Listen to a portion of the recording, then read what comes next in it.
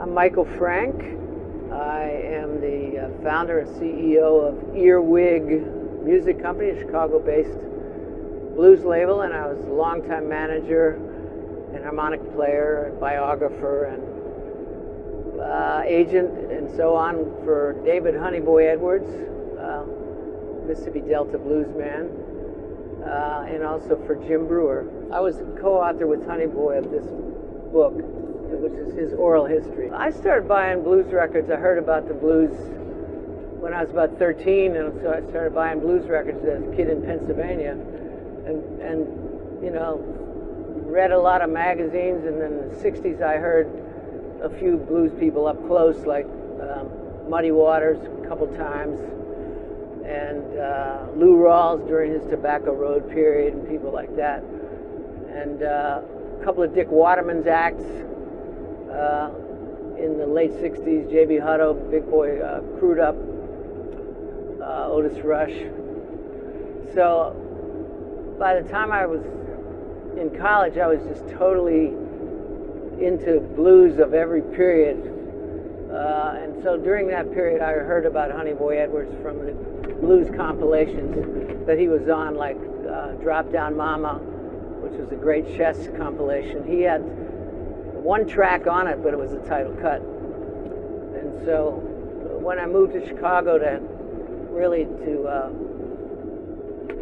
get a job with a bachelor's degree in sociology, whatever job I could get, I went to blues clubs, and a few months after I got there, I saw that he was playing on a double bill with a guy who went by Blind Jim Brewer, who was a solo guitar player like Honeyboy, at a club called Biddy Mulligan's. And so I went and started talking to them, because you know I had their records. And like all the blues people I've met, pretty much, they were really down to earth and very approachable. And so I just started visiting them, and little by little taking them to the gigs they had, and little by little arranging jobs for them. I started sitting in with Honeyboy on harmonica. We would have little house parties and jams at his apartment on the south side, and I was just kind of fiddling around with harmonica. I started playing when I was 13, which would be about 1962, 63. Just teaching myself. But I moved to Chicago not to be because I wanted to be a harmonica player, but I just wanted to meet the musicians who I'd read about and heard about, and see them up close and personal, and really absorb their culture and their way of seeing their music and experience that personally. So that's what I did, and shortly after I got there, I met Honeyboy and Jim, and over the next, that was in June of '72 when I got there. And over the next 4 years or so, I started getting more involved with them as like an informal manager agent, and eventually became both of their managers and worked with them until they died. Jim died in 1989. Honeyboy died in 2011. And really, I got involved with them as a fan because I wanted to hear them play, and they weren't working that much. Jim was working more than Honeyboy. And so in order to hear them, I felt like in order to be able to hear them live, I needed to arrange the opportunities for them so that I could hear them. And I wanted other people to hear them the way I did, so I just started doing that. And then I started my label in 1978 by recording the Jelly Roll Kings, Frank Frost, Sam Carr, and Big Jack Johnson. For all those guys that I knew, their origins in the music started in the rural agrarian South, on plantations, working as sharecroppers, and then the music was part of their way of their entertainment, and a part of the way they just expressed their life experiences. And it was, for them, within their local community, it was a common sort of language and entertainment, and coping mechanism, freedom of expression, a lot of different elements. For Honey Boy and Edwards, becoming a professional musician was a way out of, and as an alternative to being a sharecropper tied to the whims of the differences in quality of the crop from year to year, and your plantation owner that you worked for. And he didn't like that, so he chose the freedom and the risk of leaving the plantation of his parents. Most of the blues people I knew didn't get a lot of formal education. In Honey Boy's case, he went through about 8th grade. Jim Brewer was blind at an early age, and his father taught him to play the guitar so he could take care of himself. So for them it was a choice, but they all had to have a lot of what Honey Boy used to call mother wit, street smarts. They had to and Big Joe Williams was like this, Honey Boy's mentor, Big Joe Williams, who Honey Boy left home with in 1932 when Honey Boy was 17. Big Joe was illiterate, but according to Honey Boy, he could look around any environment that he would show any location. He would just sort of look around and get the visual cues, and he could return to that spot because of his visual acuity and his ability to remember. So Honey Boy and those guys who chose not to be tied down to the sharecroppers had to learn how to survive in different locations, depending on how strict the vagrancy laws were, how strict, the police or the political powers that be were, in order not to get arrested and thrown in jail for vagrancy, which he was thrown in jail on the county farm twice for vagrancy. And I heard similar stories from Sunnyland Slim and Kansas City Red and Jim Brewer, not as much, but because he was blind, so people didn't quite mess with him in the same way. But they had to learn how to be adaptable and be able to negotiate different social and political and environmental situations. For example, Honey Boy, he rode the railroads, as did Big Joe Williams. If he didn't have much money, he would, to get from one town to the next with a ticket, he would sometimes ride in the refrigerator car, which he called a reefer, sometimes on top, a few times on top of the train, sometimes underneath the train, which is called riding the rods. The brake rods are underneath, and sometimes in between the trains. But it was a constant threat of being arrested by railroad detectives who would then put you in the county farm. And back in the 30s, the county farms were in the Delta were private contractors who were overseers, get paid by the county, and so during the different agricultural seasons when they needed more labor, they would arrest more people for vagrancy. Okay, so of course, if you were like Honey Boy riding the rails, you had to know what time before the train left to get on, and which side of the train to get on in order to avoid the detectives, and how to spike the door with a railroad spike so that the detective couldn't get into the car. And then you had to know how to get off the train at the other end so you wouldn't get arrested on the other end. And he told me one story about in Effingham, which is that he carried a few clothes, but they would wash the clothes like in a riverbed or something, and then bring them out and then lay them down and sleep on them and sort of do kind of pressing the clothes, so that when they would go into town, like in Effingham where there was a big hobo jungle, they would go to like a bakery and offer to sweep up or something and get some day-old bread, and that one of the ways that he could do that was because he went presentable. He didn't look like a hobo who had just been on this dusty old dirty train, because of the way he made sure that he was presentable. Other times, down in Greenwood, he lived a lot around Greenwood and other places.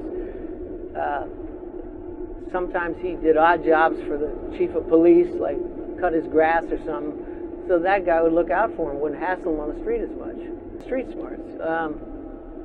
He learned how to gamble after getting clipped by a gambler that he met on a train one time, who had loaded dice and was a dice shark, and Honey Boy thought he knew a lot until he got all his money taken. But Honey Boy had the skill as a musician of coming into a little town and going into where the quarter and, you know, picking up a woman basically to take care of him for the night. And this guy that had taken all his money had got off the train with him, and he needed a place to stay, so Honey Boy had this woman he was shacking with. And this gambler said, well, tell her I'm your brother, you know, so he would have a place to stay too. And Honey Boy got the guy a pallet on the floor, as they say. Make me a pallet on the floor, that's a mattress on the floor, you know. And so the next morning, this same guy who'd taken all of Honey Boy's money took him out into the outhouse and said, hey, come on, I want to give you something to walk with. He gave him a pair of loaded dice, a set of loaded dice, and showed him how to use them.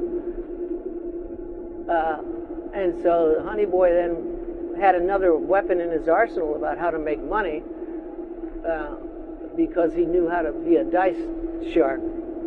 So sometimes he would actually play the music, you know, like play on the street nickels and dimes, to make money, a stake, to get in a gambling game, you know, rather than maybe you'd think that the other way around, you know. And that, you know, that was part of his motherwit too. Part of what brought people from the Mississippi Delta, and we're at cotton country, especially, was the mechanization of cotton picking. The first mechanized cotton picker machine was developed on Hobson Plantation outside of Clarksdale, where Pinetop Perkins worked. And so when that came in, then there was a lot less work for people on the plantation.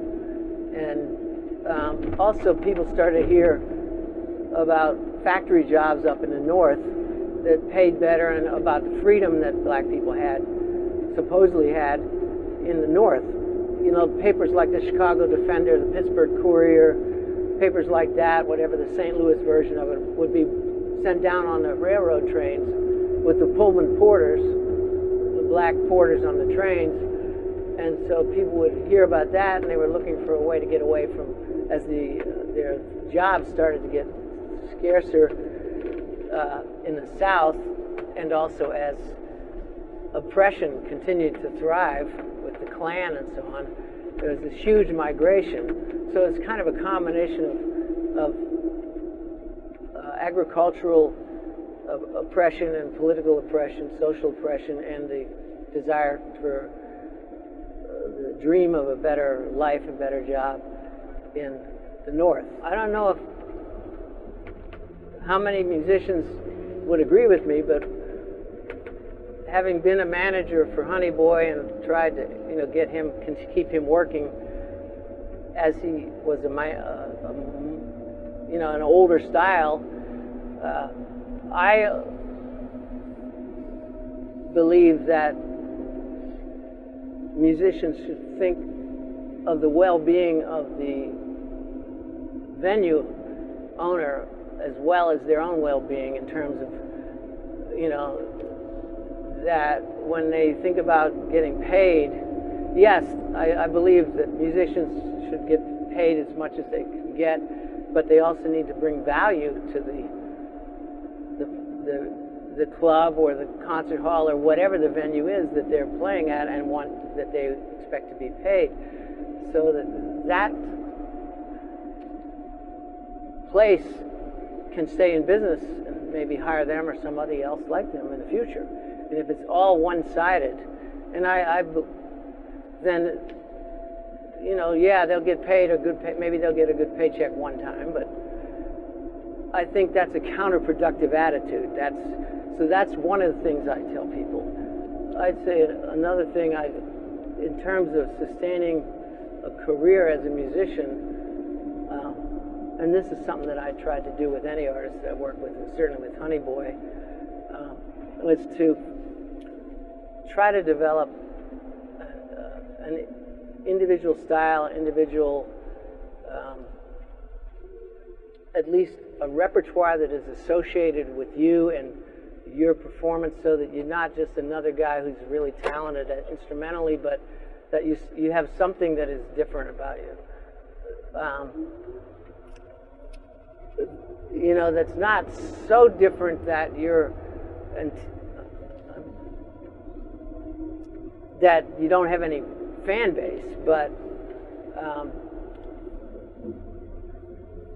to be the best you can be, and that is pretty diversified in terms of what I'm trying to say. And you know, having been a judge at the International Blues Challenge for many years, I've seen a whole range of approaches to the repertoire, to performance, to the knowledge of blues across the whole history of the blues. And it runs the whole gamut from people who are obviously pretty ignorant of it to people who are extremely knowledgeable and have found their own voice within the context. So I would say, think about what audiences now want to hear about, and what people who are talent buyers, they want to know your personal journey along what I call your blues highway. And the blues highway doesn't, if you're not a blues player, it's your life, your journey in your life, which I call the blues highway. Especially now, more and more people want to be engaged in the storytelling about what is their experience going to be like if they come to see you or buy one of your records, or you know. And talent buyers want to know that too. You know, and it's really important even now, because with all the other stimuli in society and all the other alternative entertainment choices, but if you can differentiate yourself by the way you tell your story and the way you bring people into your story, then you can you can pull people in when they're being pulled all these other directions, which wasn't the case when I started buying blues records, or when the people that are going to be on this panel, you know, there weren't video games, there wasn't television, there wasn't even radio. Yeah, when Honey Boy was a kid, there were 78s, but you know, and wind up. But now it's so much more to choose from that artists really need to be able to stand out. Now, in terms of the blues, you asked me earlier something I learned. Partly I learned from observing all the blues players, and partly I learned from reading the history and experiencing it myself, especially within the black community, such as at Honey Boy's house parties, was that the blues, as it originally was constituted, was really a local community experience. That the blues musicians gave voice to the experiences that they and everybody around their community within their own circle experienced. You know, whether it's the hard times on the plantation or their life in their little local orbit. And the blues musicians gave voice to that. And also, by the choices they made,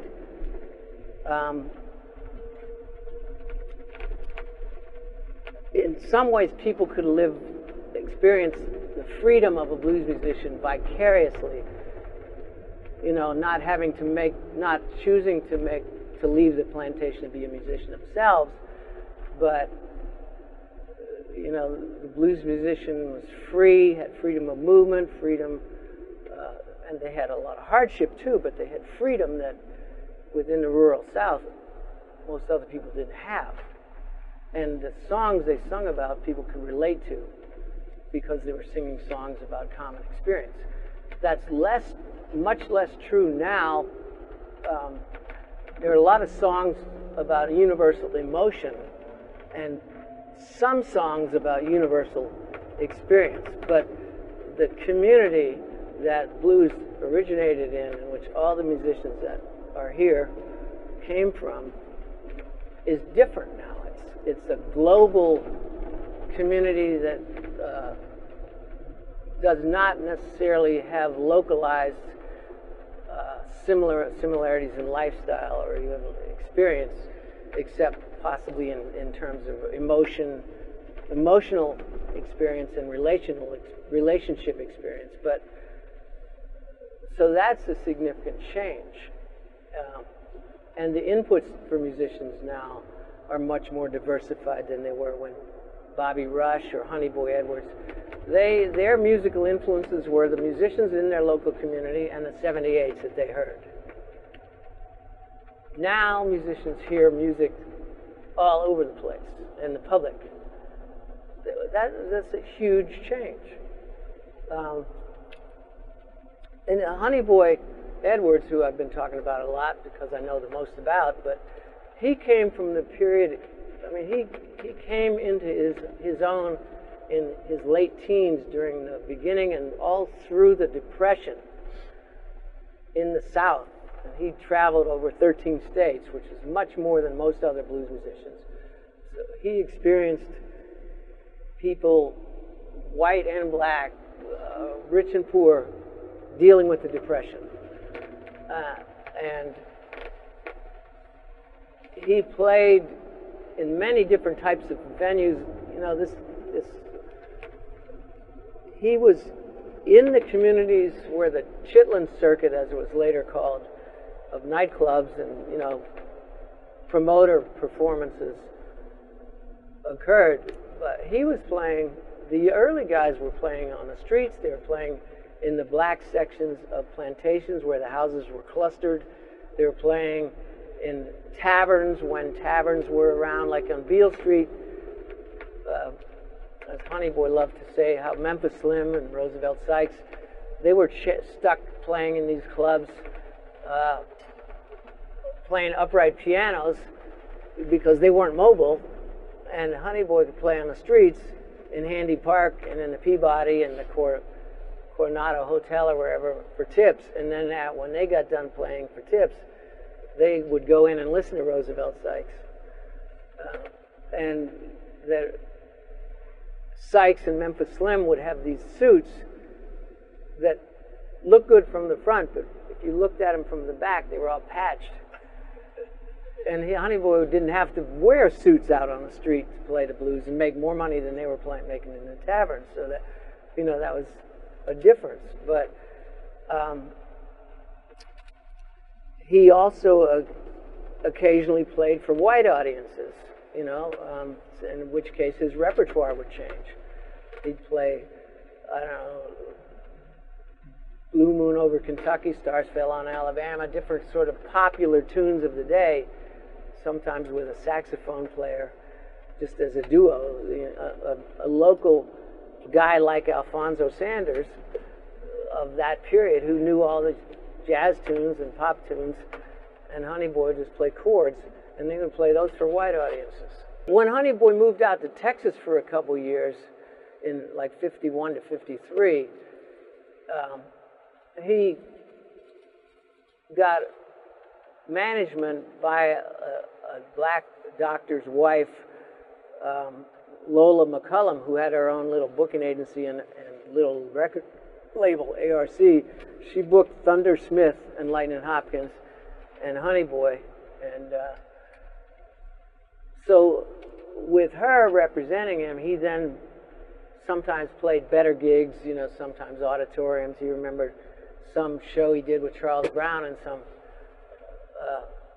ballroom in the Third Ward or whatever, one of, you know, and he made it into the newspaper, and he sent that picture to his family in Chicago, a picture about him and Charles Brown. So, and he auditioned for Don Roby at Duke, before he had Peacock. So he made some adjustments as, you know, coming out of the Depression and his post-World War II industrialization and stuff, and having a manager. So, but other times he was still playing the taverns. He wasn't playing on the street anymore like he did in the 30s. That was over, except in Chicago when he got and played on Maxwell Street. But he wasn't really playing on the streets after the 1930s.